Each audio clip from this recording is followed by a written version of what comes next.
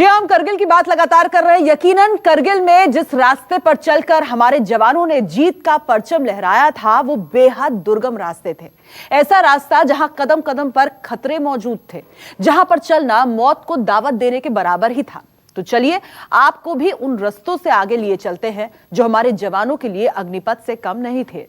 लेकिन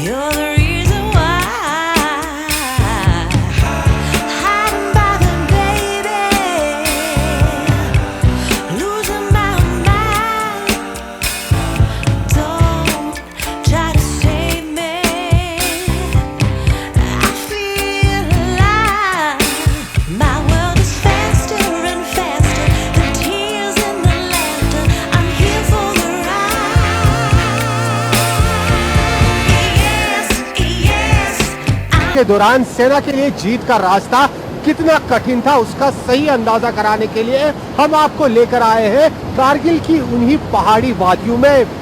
यहाँ जिस तरह से ये गोली की रफ्तार से चलने वाली नदी पहाड़ियों को चीरते हुए अपना रास्ता बना रही है, इसी तरह से सेना के जवानों ने इन ऊंची चोटियों पर अपने लिए जीत का रास्ता तय किया था और ऊपर पहुंचकर दुश्मन को खदेड़ दिया था।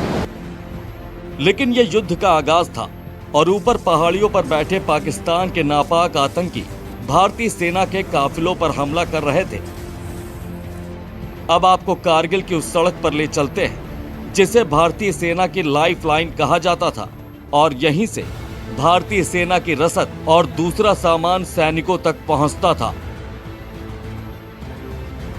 कारगिल की इन ऊंची पहाड़ियों पर युद्ध के दौरान लगातार पाकिस्तान की तरफ से दूसरी पहाड़ियों से बम और गोले बरस रहे थे और ऐसे में संभव नहीं था कि यहां पर आज इस तरह जैसे हेलीकॉप्टर उड़ान भर रहे हैं उस समय उड़ान नहीं भर पाते थे क्योंकि लगातार इस इलाके में बमबारी हो रही थी और ऐसे में सेना के लिए जो ऊपरी पहाड़ी इलाकों पर तैनात थे लगातार जंग लड़ रहे थे दुश्मनों के साथ, उन तक सहायता पहुंचाने के लिए सेना के पास केवल एक ही लाइफलाइन थी, वो ये रास्ता था और इसी रास्ते से होते हुए सेना की अलग अलग टुकड़ियां अपने जवानों तक मदद पहुंचाती थी। उन तक हर तरह का सामान चाहे राशन हो या दुश्मनों से लड़ने का सामान वो पहुंचाती थी और जो हेलीकॉप्टर और दूसरे एयरफोर्स के विमान थे वो केवल बाहरी इलाकों में उड़ान भरते थे जहां पर बम बरस रहे थे लगातार पाकिस्तान की तरफ से। वहां पर आज इस तरह की उड़ानें उस समय भरना काफी मुश्किल था सेना के लिए, यहां तक कि नामुमकिन था। लेकिन ये लाइफलाइन लगातार सेना के जवानों तक मदद पहुंचाने में वहां उस समय एक अहम भूमिका निभा रही थी।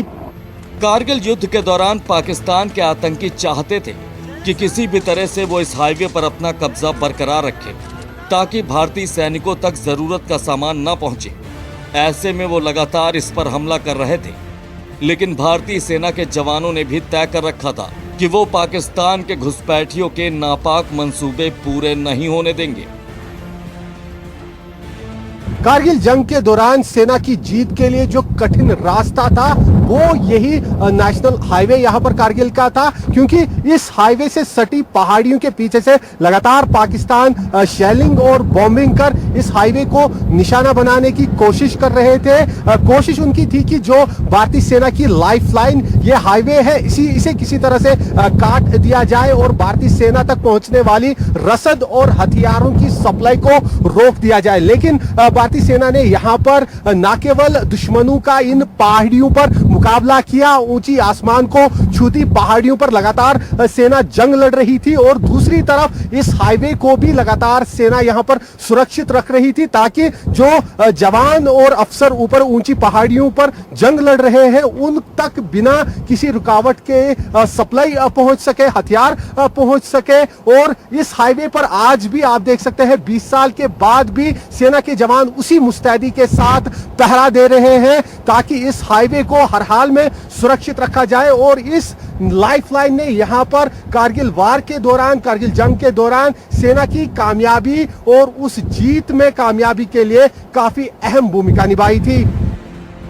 वहीं कारगिल पर जवानों के अग्निपथ के बीच कैप्टन मोड़ भी मौजूद है, जिस पर एक कैप्टन की गाड़ी हादसे का शिकार हो गई थी और यहां खाई में गिरने की वजह से आर्मी के कैप्टन की मौत हो गई थी, जिसके बाद आर्मी ने यहां पर एक शिव मंदिर बनवा दिया और इस जगह का नाम कैप्टन मोड़ रख दिया गया। यहां से गुजरने वाले लोग यहां पर जरूर रुकते हैं और शिव भगवान के दरबार में माथा टेकते हैं।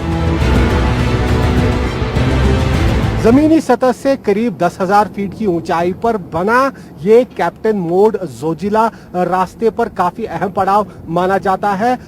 एक कहानी है कि इस मोड़ से यहाँ पर नीचे सेना के एक कैप्टन की गाड़ी खाई में गिर गई थी, उनकी मौत हो गई थी। उसके बाद सेना ने ही ये मंदिर शिव जी का यहाँ पर बनाया और इस मोड़ का नाम यहाँ पर कैप्टन मोड़ पड़ा और काफी खतरनाक ये हिस्सा माना जाता है जोजिला की इन पहाड़ियों का जो कारगिल को रास्ता जाता है। और अब यही कारण है कि यहाँ से गुजरने वाली कॉन्वॉय और दूसरे जो ट्रक जाते हैं कारगिल की तरफ, वो यहाँ पर जरूर गाड़ी को रोककर शिव जी के मंदिर में माथा टेकते हैं और अपने आप को सुरक्षित करते हैं। कारगिल का ये रास्ता बेहद खराब है, जहां साल के ज्यादातर महीनों में बर्फ की मोटी परत जमी रहती है और जब बर्फ पिघलती है तो ये रास्ता बेहद खराब हालत में मिलता है। ऐसे में सड़क को बनाने का काम पूरे साल चलता है। वैसे तो ये रास्ता आम लोगों के लिए भी खुला हुआ है, लेकिन देश की सुरक्षा को देखते हुए सबसे ज्यादा आर्मी के काफिले यहाँ से गुजरते हैं। आप तस्वीरों से समझ सकते हैं कि देश के जवानों को यहाँ पहुँचने के लिए कितने दुर्गम रास्तों से गुजरना पड़ता है। कारगिल की तरफ जाने वाला ये हाईवे जोजिला पर करीब 6 महीने बर्फ के नीचे दफन रहता है और ऐसे में 20 साल पहले कारगिल जंग के दौरान सेना के सामने दोहरी चुनौती थी। एक तरफ बॉर्डर पर दुश्मन के साथ मुकाबला करना, तो वही दूसरी ओर इस लाइफलाइन, इस रास्ते को यहाँ पर सही सलामत रखने के लिए प्रकृति के साथ कड़ा मुकाबला। यहाँ इस रास्ते पर क्योंकि 6 महीने तक 30 फीट से भी ज्यादा बर्फ रहती है, ऐसे में बर्फ पिघलने पर जब ये रास्ता खुलता है तो ये पूरी तरह से तबाह होता है यहाँ पे। और इस रास्ते को दोबारा से चलने के लायक बनाने के लिए सेना की बॉर्डर रोड ऑर्गेनाइजेशन को कड़ी मेहनत करनी पड़ती है। दिन रात यहाँ पर बीआरओ के जवान लगे रहते हैं, तब जाकर इस रास्ते पर ये गाड़ियाँ चलती है, सेना की कॉन्वॉय चलती है। और कारगिल जंग के दौरान भी इसी रास्ते से होते हुए सब तरह की सप्लाई और जो बड़े बड़े तोपे, बोफोर्स गन, वो इसी रास्ते से होते हुए सेना तक कारगिल में सरहद तक पहुंच पाती थी। वहीं कारगिल की इस दुर्गम सड़क को बनाने वालों में वो लोग भी हैं जो कारगिल के युद्ध के दौरान भी यहाँ मौजूद थे।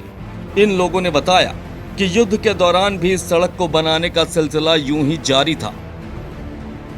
कारगिल जंग के दौरान हम लोग 55 आरसीसी ग्रेफ में कार्यरत थे, जो कि कारगिल में नदी के किनारे था। लेकिन वहाँ पर जब ज़्यादा सेलिंग होने लगा, बमबारी होने लगी, पाकिस्तान का यही आइडिया था जो वहाँ से रास्ता को कटअप कर दिया जाए। उसके बाद हम लोग को यूनिट को वहाँ से हटा के अलग ले जाके मूलबैग में रखा गया था और वहीं से हम लोग पूरे अपने जो अपना कार्य क्षमता है जो भी है, जो कि सेना को किसी तरह से दिक्कत ना हो, रोड की मरम्मत और सब कुछ किया करते थे। हम लोग 24 घंटे इधर तैनात रहते हैं, रात को भी ज़रूरत पड़ती है, रात को भी आते हैं। इधर स्लैड भी आता है और ट्रैफिक बहुत ज़्यादा होती है और कानवाई एनी टाइम कभी भी आती जाती है, उसको भी छोड़ना होता है। और ये कारगिल के टाइम पर भी बंदे काफ़ी टाइम इस टाइम काम किया इन्होंने। कारगिल के अग्निपथ की इन तस्वीरों को देखकर आपको भी साफ हो गया होगा कि कारगिल युद्ध के दौरान भारतीय सैनिकों का यहां से गुजरना कितना खतरनाक था। लेकिन इसके बावजूद भी भारतीय सेना के जवानों ने अपने बुलंद हौसले से हर नामुमकिन को मुमकिन कर दिखाया और अपनी हद पार कर हमारी सरहद में दाखिल आतंकियों को मार भगाया। दुनिया के सबसे खतरनाक रास्तों में से एक रास्ते पर गुजरते हुए भारतीय सैनिकों ने अदम्य साहस का परिचय दिया और कारगिल युद्ध में जीत का परचम लहराकर पूरी दुनिया में भारत का मान बढ़ाया। कारगिल जंग की इस जीत का रास्ता कितना कठिन है उसका हर पहलू जानने के लिए अब हम यहाँ एक ट्रक में सवार हो गए हैं। जोजिला की पहाड़ी हम इस समय चढ़ रहे हैं। अगर आप देखेंगे कितनी कठिन पहाड़ी है। अभी भी यहाँ आज जुलाई का महीना चल रहा है, जुलाई खत्म होने को है। पहाड़ियों पर बर्फ आपको सीधी नजर आ सकती है और जिस रास्ते पर ये ट्रक विशाल ट्रक चल रहा है काफी ऊंची पहाड़ी है, करीब 11,000 फीट से भी ज्यादा ऊंची ये पहाड़ी यहाँ पर है जमीनी सतह से। और इस पहाड़ी पर ये बड़े बड़े ट्रक चलाना कितना जोखिम भरा काम है और कितना खतरनाक है ये हम यहाँ पर इस ड्राइवर से जानते हैं जो ये ट्रक चला रहे। जी आप बताइए क्या नाम है आपका? अश्विनी शर्मा सर।